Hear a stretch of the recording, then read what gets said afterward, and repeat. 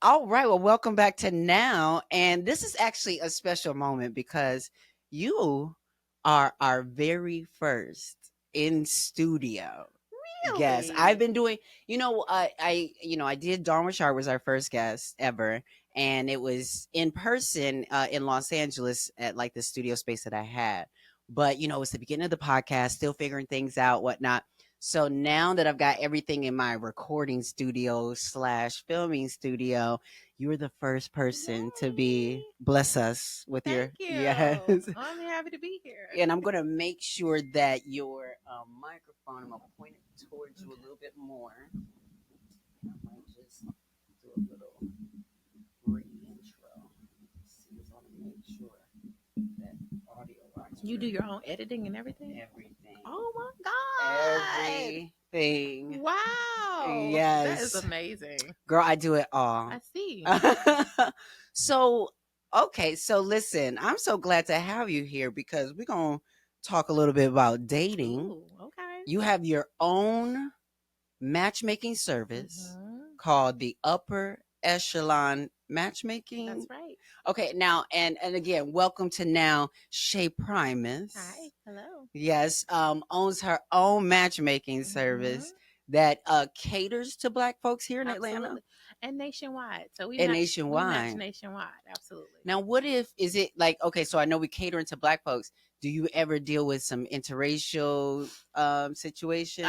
had clients who said I'm open I'm to open date to. outside my race, and then I definitely give them that too because I give them what they want. You give them what they I want, give right? people what they Right. want. Period. Right, but we love seeing Black Of love. course. We love seeing And I it. think honestly, and we'll get into this, but honestly, I think really the issue is not about race; it's about quality. You just haven't met the right kind of person, the right quality person.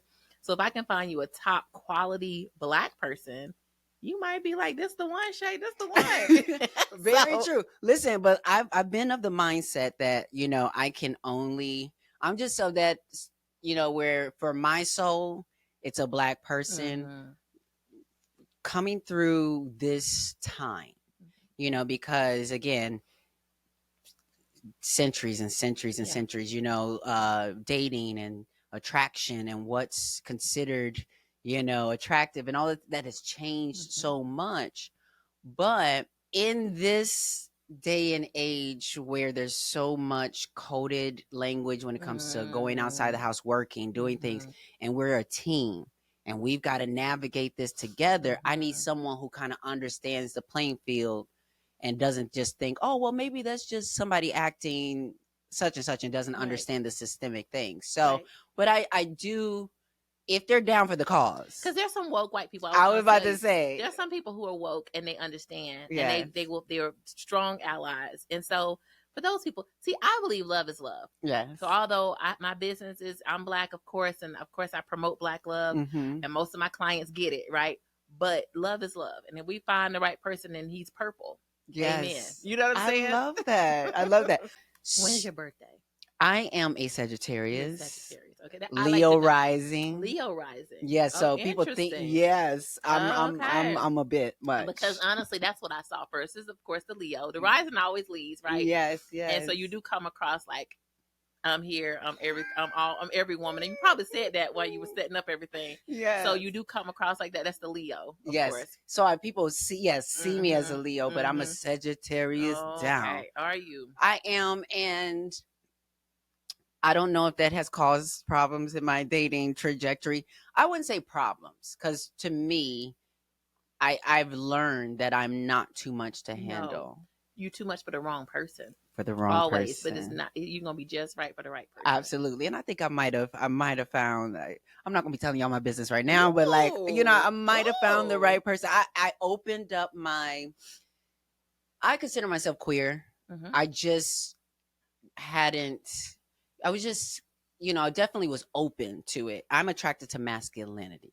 And what I realized after some time was that because I was at a party once and there was this girl that was very masculine or something. She had this masculine energy and she said something and grabbed my waist and I'm just like, oh, I was like, what happened? Like, why am I responding this way? You Like, what, felt a little tingle? I was like, oh.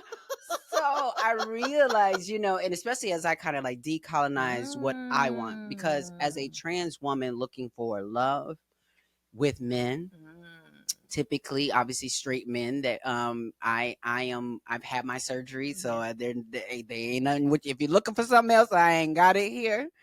But and you know what, that's a whole different, now you're talking about a whole different thing.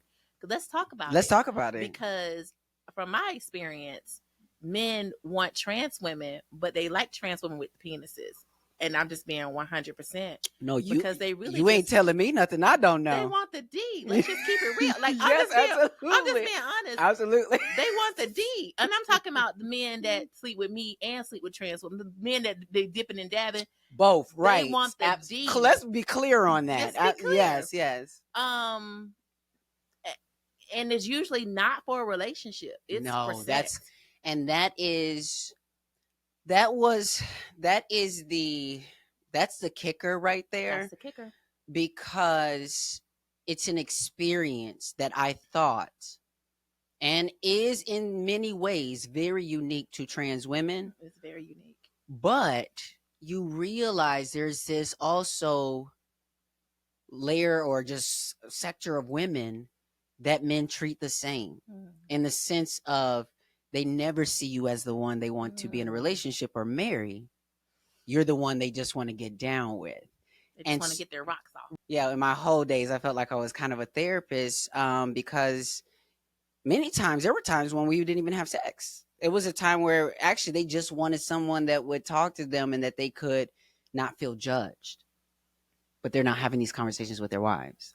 And so it was like, were they conflicted about what they were attracted to or what they were interested in? I think so. I think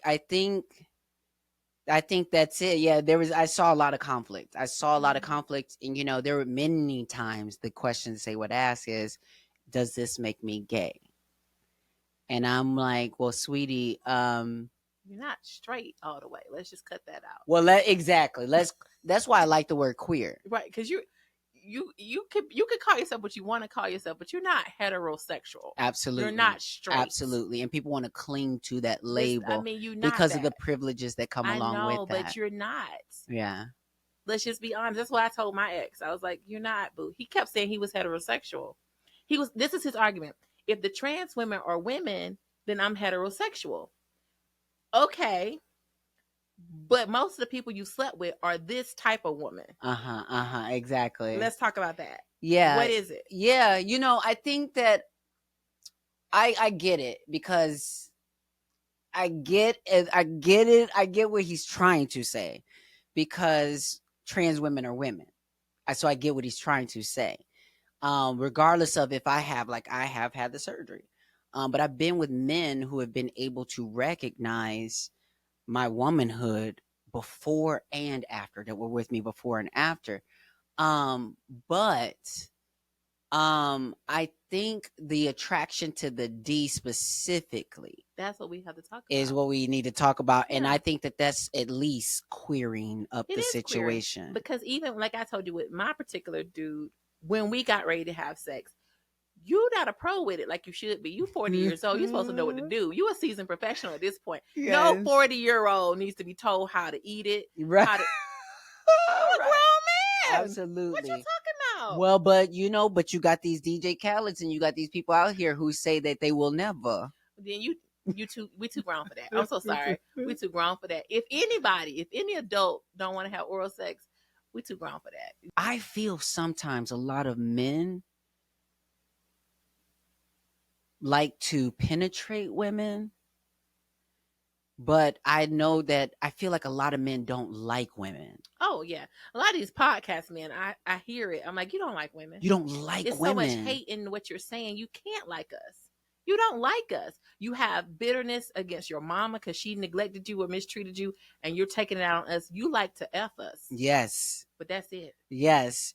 So obviously hopefully you can see that coming. Hopefully y'all can see that coming when they're coming, that they just want to F. They don't want anything else. Right. That's all you want.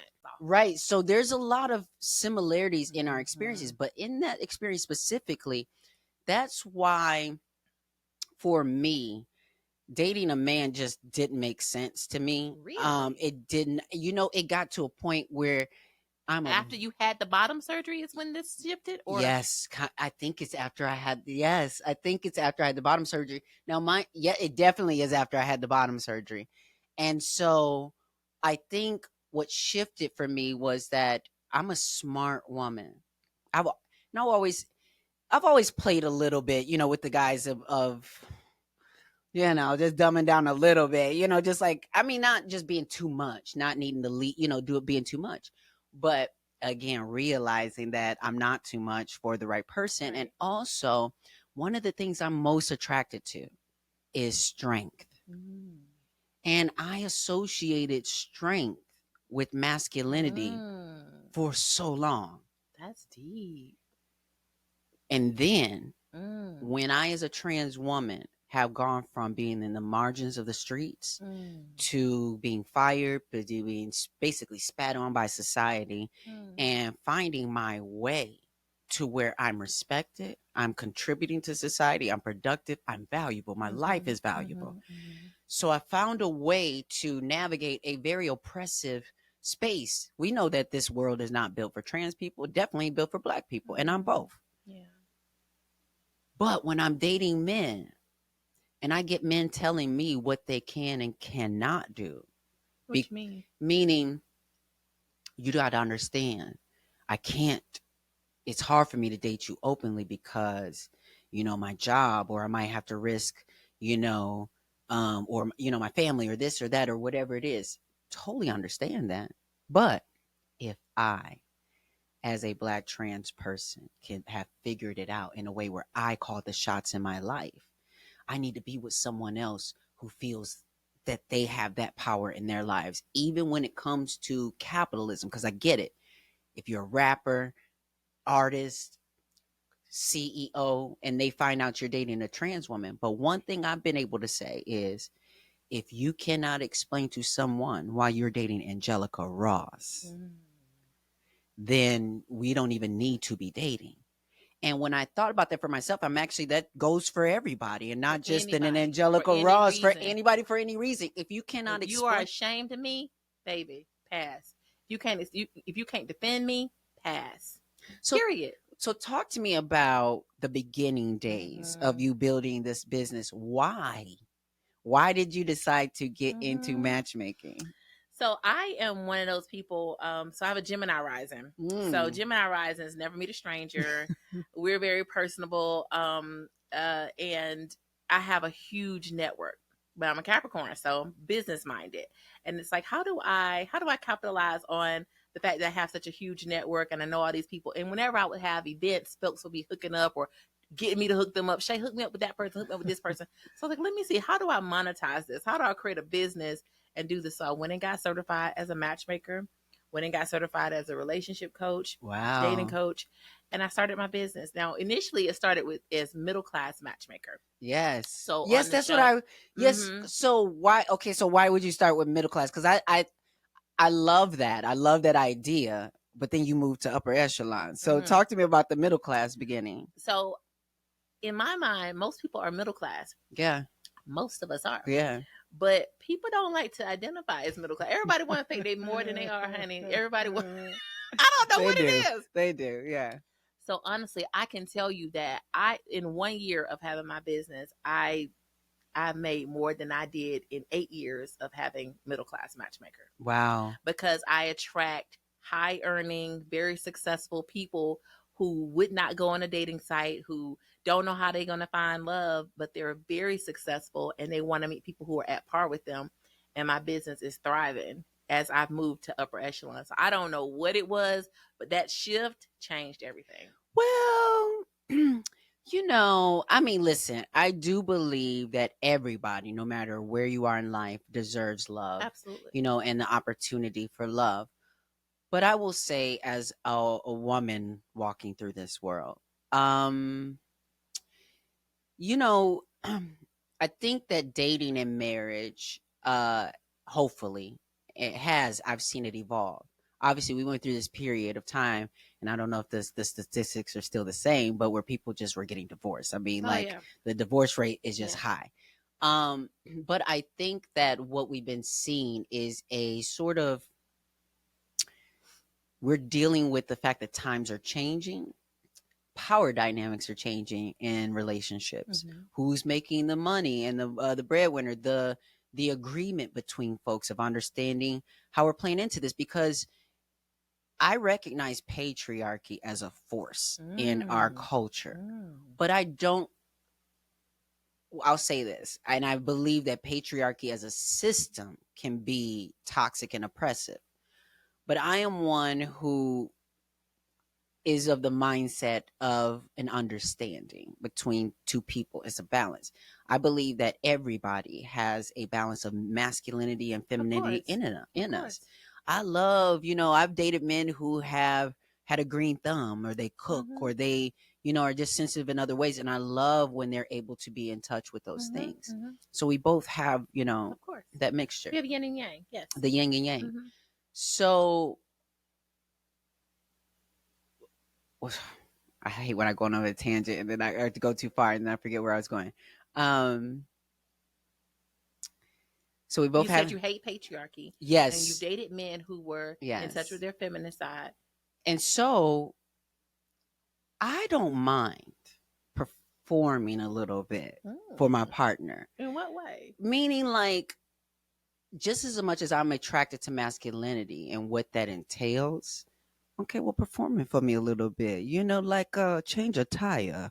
Mm-hmm. Do something that whatever, and that could be. But I also know for me, whether it's wearing lingerie or whether it is cooking or whether it's doing certain things that masculine people or men recognize as what they want from a woman or Yeah. feminine things, I see it as an agreement Mm-hmm. more, but I don't always feel like men see it that way as well. It's like this is like Mm. an agreement we're coming to. It's more of an expectation of all women. Oh, I see what you're saying. Okay. I feel like this is touchy because I think that as a woman I have operated in my masculine space for a long time, even as a business owner, Mm-hmm, as a single mm-hmm, mom. mm-hmm, You just got to do it. It's mm-hmm. got to get done. The work has got to get done. Ain't no man here to do it, so I got to do it, right? When you get in a relationship with a masculine man, no conversation has to be had. I just kind of fall in place. Like now I just those men that just like you just like, let me get up and cook for him. Let me make him a Yes, sandwich. yes, Baby, you need yes. some clothes. Let me fix this. Like you just get into this Well, but mode. I think what you're pointing at, and again, I just I try to be careful again because like you said, it is a touchy thing where you're talking about roles, but at the same time, I've been around a certain type of man that falls in place. Mm-hmm. When he falls in Then place, you fall in let me tell you place. something. One time, this man came to my house and used my bathroom. He was just like 6'4", six Mm-hmm. five something. And I had a tiny bathroom, and he was just moving around. And he comes out. He says, "Your bathroom." He's like, "You need a shelf or something in your bathroom." And I could swear to about 5 minutes later, I heard zzz, zzz, and he was putting a shelf up in the bathroom. Do you know how Of course. much I wanted to fall in Of line? course. Of course. And you will. And that's what I'm saying. Right, And right, it's right. really is no conversation has to be had. And Right, so right. some people will try to say that there is no such as masculine and feminine, right? Like some people will say that. And maybe that's true for them. Well, I think what it is we attribute certain behaviors to masculine and feminine, and I think that is where it's incorrect. Because even as you say, like the getting things done and doing this and doing that, we Like attribute why that is that masculine? to Right. masculine versus something that can be maybe dominant or aggressive or something, but that women can have too. Well, the reason why I say that is because in my relationship, my man is very masculine, and I will tell you, I cut my brain off. He knows it.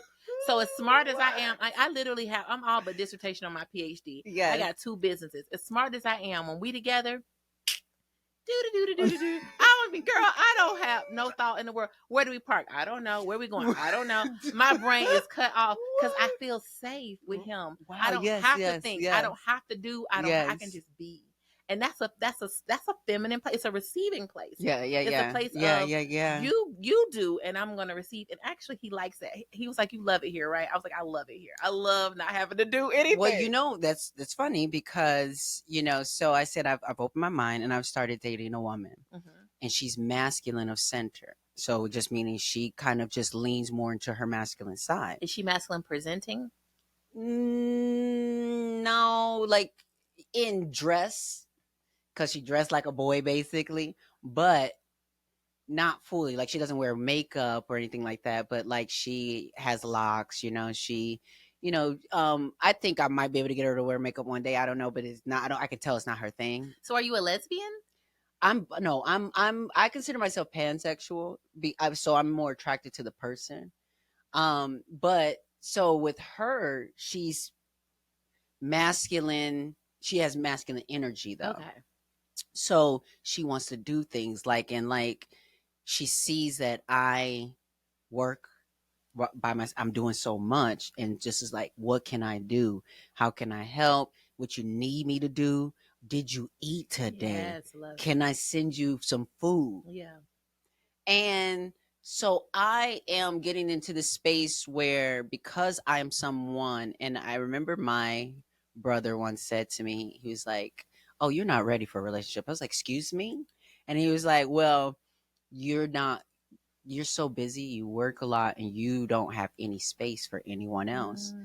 And I did realize that a couple years ago that the reason why he was so correct is because I didn't have space for myself. I was barely making dinner time. Oh, wow. I was barely, I'm falling asleep in ways that are disrespectful to my body clock and not taking care of myself. So I don't even have time to do anything with anyone else. So when I learned to kind of make that space, the next thing was like letting someone do something for you, letting someone be there for you. Have you seen, because I know this is me. Yeah. I have a hard time letting go. I've been controlling everything for so long. Taking these lights are on, and they've been on. I've been single for a long time, and I've kept these lights on. So it's hard for me to, and I want to open up. I want, this relationship is going great. Do you see other folks as you're matchmaking that have been maybe in the driver's seat for so long and struggle That's to? one of the biggest things I have to coach women on. So most of my clients are, successful Black women, and I have to coach them because now you say you want this man, you got to make space for this man. You got to let this man be a man. Yeah, And yeah, you can't yeah. be calling all the shots all the time, and it ain't always go your way. And those conversations are tough because they're like, no, I only like this, and I only want to go here, and I want. Do you want to make all the plans? Right. No, but then you're gonna have to if you want him to plan it, Right. you're gonna have to let him make the plan, and you just go along. Well, baby, what should I wear? Let him tell you. Like, so that is a whole exercise in and of itself, because so many people say they want this, but a man's gonna be a man. If you want a real man, he gonna be a real man. Yeah, no, and you're gonna have to back up. absolutely. You can't call all the shots all the time. Now, okay, so let's talk about a real man for a second, because Okay. what does that mean? Because so meaning like, because I get it, I know exactly what you mean, and but where's that space? How do we as women recognize the men who are not real men, in the sense of they're playing on your time? They're maybe not serious. Maybe they have dangling a carrot in front of your face, like this is going to be something. It's going to be a relationship. How do you recognize when they're not real? So one of the things that men will tell me, especially, is I can't tell them what a real man is because I'm not a man, and so I'll own that. I'm just staying in my space as a woman, right? And I'll say this: if somebody is dangling a carrot in front of you, pretending they want a relationship, playing in your face, you have to set the boundary that I'm not going to tolerate that. I'm not going to put up with it. I deserve more than that. And either you step up or you step off, and that's it. We don't even have to go through a "Are you a real man?" conversation. You are not the one for me, right? And exactly. you will not get any of my time. And but I think that for the longest time, men were playing these mind games of tricking women out of their standards, or out of like, am I crazy for wanting this? Do I not deserve certain Absolutely. things? Yeah. So, but I think nowadays what I've seen for most of my women friends is that they're being more patient, and they're being alone, and they're that self-care and all that kind of stuff. But how important, before getting into a relationship, how important do you talk to them about that relationship they have with themselves? Absolutely. So with Upper Echelon, I have two therapists on deck. I have a regular therapist. We talk about emotional and mental, health, and making sure you are healed from your past, and you're not bitter, and you're not, you've healed your parents' relationship, because a lot of stuff we dealing with came from our childhood and our parents' mess, and we're passing that on. So making sure you heal from that. Sex therapist, let me tell you, that's Baby. key. That right there. Wait, let me tell you something. I think it's listen. I think it's really key, because I'm going to tap into my old school hoe days for a second. Listen. I was a counselor, and I ran into so many married men. And the light bulb that went off to me was like, why don't y'all do this sex counseling before you get into these marriages and whatever? Why not explore your fantasies, the things that you want, so that you can get out of life exactly what you want? Because I actually think that trans women and this whole conversation that we've been having right now is here to free us all. Because I think there are men who know that they're not attracted to men. They're not attracted to men. But like you said, sometimes they want the D.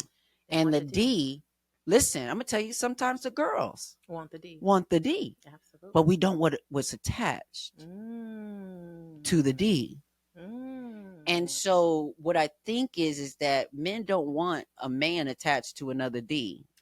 Right. I dated a guy who was trans attracted, and we had that conversation. Come through. And I'm so glad that because we got to, okay, let's talk go to there. me. That's why we can go there. Yes. I really liked him. Let me start off by saying, dude was handsome, smart, tall, successful. He had all the things, right? And he was a whole freak, and I loved it. I'm like, okay, yes. I love it, because we had like a whole list of things we were gonna do, and I'm like, yes, let's do it. And he was so open, and I was like, this is fun. Yes. Then we get into it, and I learned that he was trans attracted, and honestly, he had been with more trans women than cis women. Wow. This is where it starts changing, because honestly, every time we got ready to have sex, he slid into my butt, and I'm like, up here. Wow. Because that's really what he used to do. Exactly. That's what you used to do. Exactly. But I got a whole vagina. Right. That I want you to be. I want you to be into. He didn't really know, even oral sex. Wow. I'm like, so you like the D? Like, this is how we got into this conversation. Right. Like, you telling me you're not attracted to men? Okay, I won't put that on. You're not attracted to men, but you're not attracted to me either. Right. Because you don't know what to do with this. Exactly. And and I just think that what we're hitting on here is it's a spectrum. It's such a spectrum.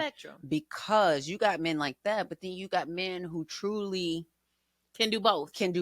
Yeah. And it's really about something they want every once in a while, or is this or whatever. No. But it's like a woman that's willing to strap or do certain things, they'll be down with that. And the thing is, though, is that I think that a lot of women would more so be in a space of shaming them for the desire. And so that's why they're not honest. He was HIV positive. He had been undetectable for 3 years. I love that you're saying all this, because again, even the guy that was telling you about that put the shelf in my thing, he was HIV positive. And I'm going to tap back into what you're saying there, but what was so amazing in that is that in dating, what I've learned, a lesson I've learned about dating, is that dating is about privilege. Dating is a privilege that so many people might not get to participate in. Some, if they, if they're disabled, or if, various things. Some folks, when they're HIV positive, now, mind you, so much has changed, but depending on their mental set and your mental mindset, that can be a barrier. Yeah. And most cis women, we don't even know anything about this. Like it's not even in our sphere. You HIV positive next. So for me, he was actually the first man I had met who honestly said, "Hey Shay, I'm HIV positive. I want you to talk to my doctor. I want you to know." Wow. I met his doctor. I knew his status. He had been undetectable for 3 years. Yes. I got on PrEP. Like it was a whole thing. Even though I didn't have to, right. The doctor was like, "You don't have to. He can't pass it to you." But I was like, I don't know. Just to be safe. Yeah, listen. I don't know about all that. Yeah, we gonna get on. But that was for your comfort. For me. Yes. But the fact that he was such a stand-up dude to just like lay it on the line and tell me everything, and even tell me that he was trans attracted, because so many don't tell you that information. So many husbands don't tell their wives, right? And they dipping and dabbing out there, Being he was. But like a lot of times the husbands aren't honest about it. Husbands aren't honest. They aren't. And you don't. That's why. So when we talk about HIV, Black women are getting HIV at alarming rates. Yeah. And we got to talk about why that is. Yeah. And it's because we all sleeping with the same men. And when I say we, I'm talking about we as in if gay men are sleeping with our men, trans, we all sleeping with the same men. Let's just talk about that. But you say we're all sleeping with the same men, and that is a fact. But I think what is fueling the fire of violence is women who say a real man wouldn't be doing that. So that's why I said I steered clear from that. Right, I don't. Right. And this is why I said to the dude I was dating who was trans attracted. Now I'll stand 10 toes down. That was a real man. Yes. That man told me his status. Let me talk to his doctor. Yeah. So everything was clear and transparent. I have nothing but respect for him. And even though we decided to part ways, I will never disrespect him, and I'm not going to let anybody disrespect him, because you're not going to say he's not a real man because he has sexual preferences. Because if I told you I like to sleep with women every now and then, you're never going to question my womanhood. My womanhood is never questioned by who I sleep with. Why would his be? On this podcast, it's called No Opportunity Wasted. Okay. What do you see as far as when it comes to dating and people being ready for the opportunity of love? What does it mean to be ready for love?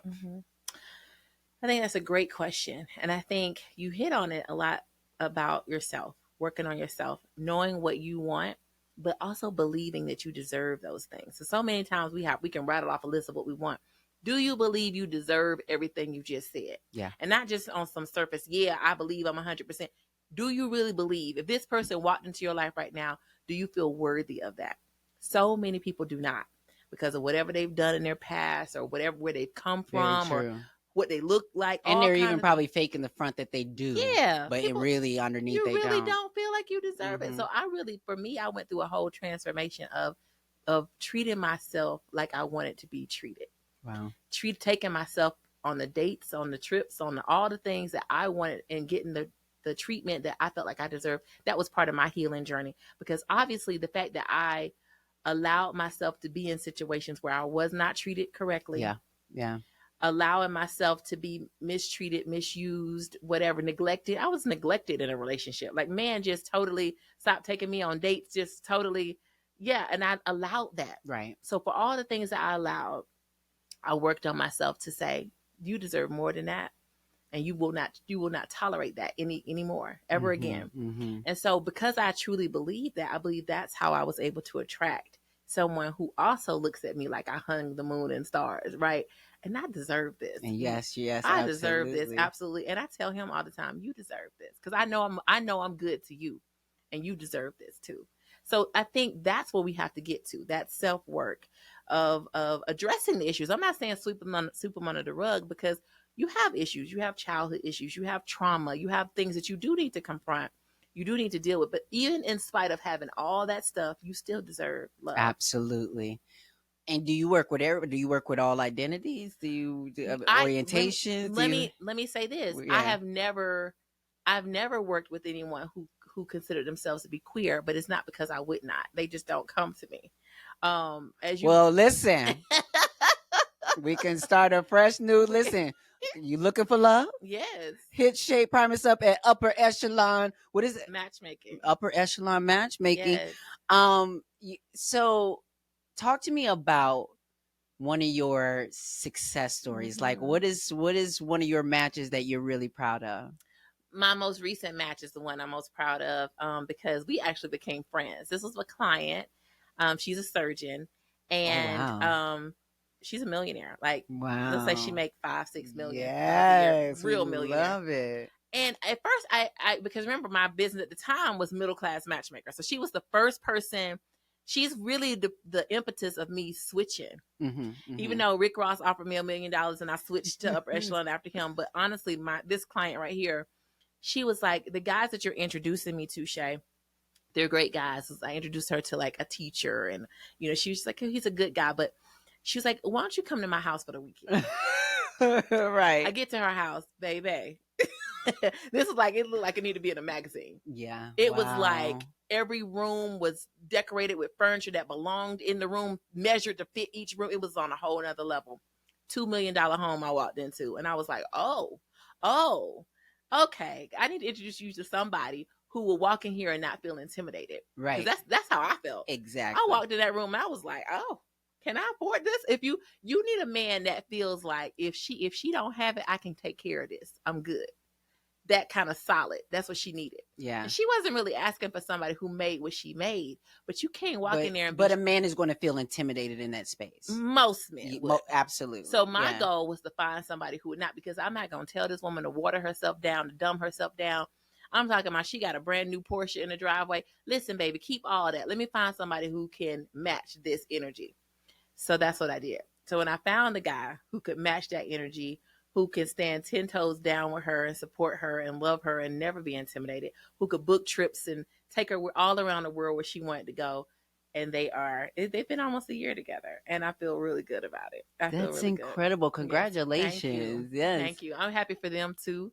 And I'm already like, send me invitations. I'm coming to the wedding, the baby showers, all the things. So, oh my goodness. Yes. That's amazing. So this show is called No Opportunity Wasted.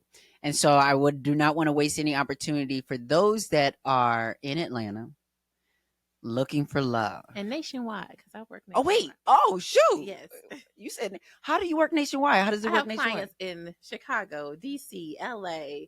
Do they be sending videos? Like, what's No, I meet them. They either come here for their or you get on a shoot, or I schedule. Yes, I hop. It's Upper Echelon, baby. Yeah. Yes. They ain't nothing but a thing. I hop on a flight. That's amazing. Yeah. Okay, so so anyone out there that's looking to find love anywhere, nationwide, anywhere, how do they locate you? My website is upperechelonmatchmaking.com. You can also follow me on Instagram at Shae Primus Matchmaker. All right. Well, that is great. Well, thank you so much for just bringing the opportunity of love into the consciousness in this conversation, because I think that there's right now maybe a lot of people are in a space of maybe giving up or just feeling the angst between men and women, or just between gender wars, all these different things. So here's the thing, and I honestly believe this, and no matter how you identify who you are, where you are, what you look like, when you were created, you were also created with a companion in mind. And if you stay open and you believe that, I believe you can attract that person who will love you. You're never too much. You're just too much for the wrong person. I believe that for everybody. And if everybody just believes that for themselves, because really it's all about what you believe about yourself. It's not about, it doesn't matter what anybody else thinks. It's what you believe about yourself.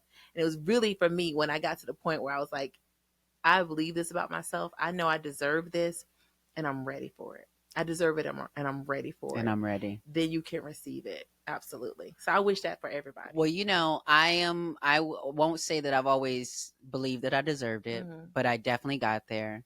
I can't say that I've always been ready, but I think I might be ready now. I think you are. Maybe you found her. I might have found, maybe she found me, you know, and I think it was just that my mind was open enough at this moment, because I hadn't thought about being in a relationship with a woman before. I've been open, but like it just never happened. It was just never happened. And so it was just like serendipitous that I met her, and then it, like, we click. It's what I've been looking for in a relationship. I've been looking for a spiritual partnership. She's joined the Buddhist organization that I'm in. We chant together. That's like beautiful. It's all the things I've been looking for. So hopefully y'all, I mean, I'm not gonna be telling y'all my business, but but eventually I may be talking about her. Maybe you might see her photo. Maybe. Have you been with women before her? Yes. So you've always been paying? I haven't always been paying, but I would say in the last 5 years. So before your bottom surgery, you slept with women too? Not really. And I think that that's was the issue for me. It was I wasn't who I wanted to be. And so cuz I remember being with a woman in college and I actually really loved her. Were you gay before? Yes. Okay, so this is before you were gay then. This was when I was still. You were gay. I was, but she recognized that I was bi, and so was she. Oh. So or that so she was like, "Oh, I see that you're queer," you know, and so am I. Okay. But being with her, I just didn't. I felt uncomfortable, really, sexually, because my position, my role in it, just felt. So the moment I started having sex young, and the couple times that I've had sex, it felt I was in the wrong seat. Oh. It just felt like I was in the wrong role, and I never felt like I could give her what she wanted from men, you know.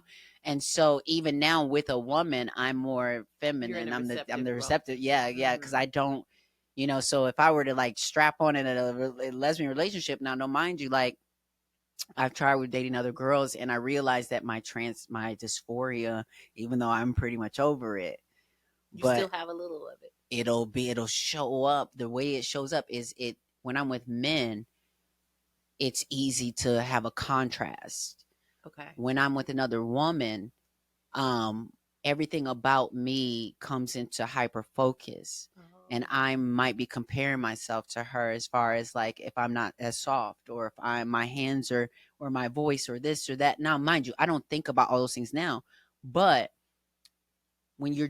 because our society is so full of gender roles, when we go to a restaurant, we're doing certain things.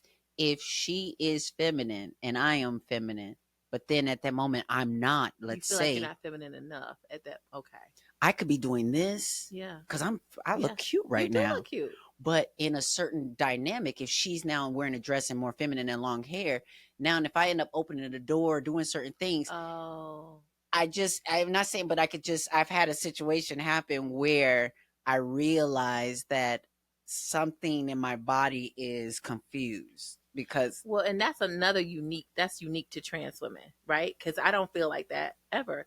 If I open the door for my man, it doesn't shift me into a thing. Right. I just open the door. Right. He might say, don't do that again. But you know what I'm saying? I don't feel a thing. So that's also something that's unique to trans women. It is. And I think that I hope, and this is one thing I'm hoping eventually, is that we get to a time where as women, we can delight in the things that are uniquely ours. Of course. And not feel like it's a competition. Like anytime I'm speaking in women's spaces, when it comes to certain things, periods, having children, what have you, I don't have a dog in the fight. So I can't really, but I'm going to advocate for you. Yeah. For sure. But we got to get to a place where we can recognize our differences, but also realize we dating a lot of the same men. Dating the same D, honey. We all sucking in the same D. I'm just being honest. I learned that in that relationship with him. I'm so glad he opened my eyes to this whole nother world, because before I was so blinded, like, oh, that's over there. Mm-hmm. Then I'm like, oh, no. We have some intersection here. Yes. And our intersectionality is in sex. You know what, Shay? I think I'm gonna have to have you back. Yeah, do that. Because I think that we had the conversation. I think there's so much more we could actually talk about. Absolutely. And I think that, I just want to tap into so much more. So this is just the beginning. Okay. Thank you for coming Invite here. Me back, girl. Oh yeah, I'm definitely inviting you back. So where do they find you? You can find me at Upper Echelon Matchmaking.com or Shae Primus Matchmaker. Awesome. Yes, y'all. Oh, be open. Yeah. It's time to be open to love. Yes. All right, y'all. We will be right back. Yes. Awesome. Yeah, another thing too is when you're in a relationship, you can be honest with your partner. Like if it's the one for you, like my man know. Like sometimes, because I'm bisexual, so sometimes I want girl time, and I'm able to be honest with him in our relationship. Like, you know what, baby, I need some girl time. And he's like, okay, you can have it. And one time, we got a room. And he just sat right there. Me and this girl had our little time. Yes. And he was like, you good? And I'm like, yeah, I'm good. Now I need the D. Right, Because it's something she can't do. Right. And I've never done a strap on. Right. So, yeah. I mean, listen, some of them know how to. Some of them know how to do it. I've never been with a lesbian. Wow. I've never been with the butch girl. Right. It's just like two feminine girls. That's all. I've just done that. Just play around. Yeah. We have girl time, and then I'm like, no, and I need the D. And then he came through, and then she recorded the whole thing. It was so fun. But I love I that. was But if able to you're in be conversation, and I was yes, able yeah. to be honest with him, and he didn't judge me. He didn't shame me. He didn't slut shame me. He didn't, am I not enough for you? He was like, okay, that's what you want.